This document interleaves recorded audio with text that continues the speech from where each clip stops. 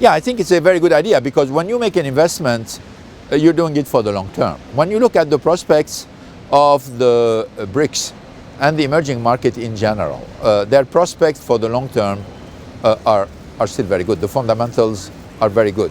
When we talk about China, Russia, Brazil or India, these are rich countries, heavily populated with a very sound and healthy demography, where the level of motorization is still extremely low, particularly when you compare it to the average European country, which is at about 500 cars per 1,000 residents. And you see that Russia is at 300, Brazil is at 200, China is a little bit above 100, and India is at 25. There is still a lot of growth coming. Now, we know also that the emerging markets, or at least some of them, we're not going to go through a linear growth. It's not going to be something steady, predictable, smooth. From time to time, we're going to have corrections. From time to time, we're going to have bumps. And that's what we are seeing now in Russia, and we're seeing in Brazil. We've seen it last year in India, but India is resuming growth at the end of 2014, and we feel very good about 2015. And China, even though the growth have slowed, it's still a very significant growth. 7% growth of GDP forecast for next year is not so bad.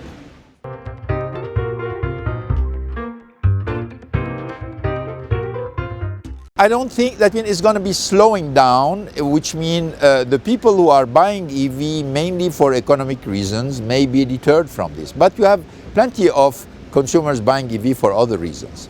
But on top of this, even though the price of oil is unpredictable, nobody has predicted last year that would be at this level of oil price today, and nobody knows where oil price will be next year or 2 years down the road.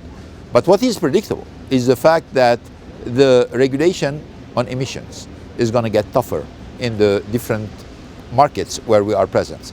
So our EV strategy is here not only to face too much dependence on oil or the cost of oil, but also to allow us to meet a very stringent regulation on emission that are happening and will be happening on the future. So I can bet you that more and more car makers are coming to EVs, and they're going to continue to build and sell EVs, even if the price of oil going down, not only because nobody thinks that the price of oil are going to remain where they are for a very long term, but at the same time also because without EV and zero emission, it's going to be very difficult to meet the regulations on emission, particularly in China and in the United States.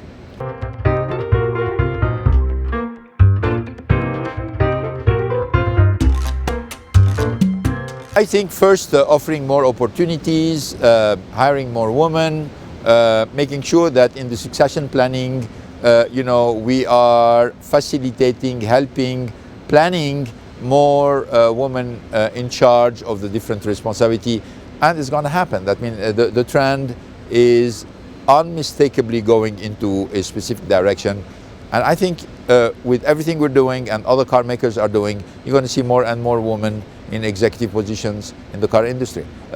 It is going unmistakably in one direction. It's going to take some time because you need to change some of the perceptions that this is an industry mainly for men, which is not true because, as you know, more than 60-65% of the customers of this industry are mainly female. So we need to make sure that the products, the technology, everything we do are female friendly, and for this we're going to need much more executive power from the female side.